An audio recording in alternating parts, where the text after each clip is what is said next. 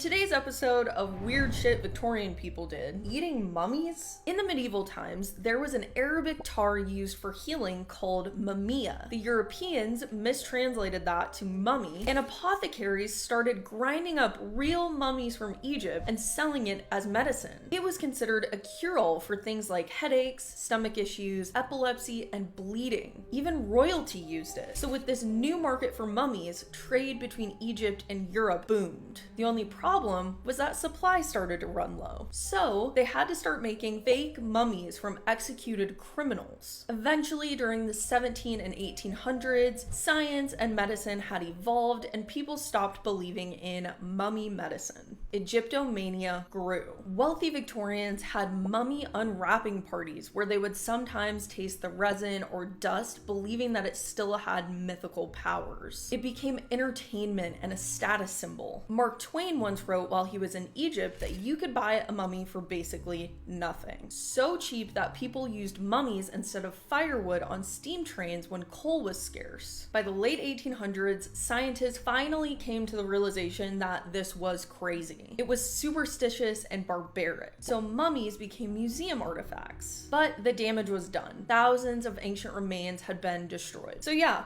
a small translation mistake led to hundreds of years of Europeans eating corpses. The Victorians just made that into a party. History's stranger than you think. Follow for more stories like this.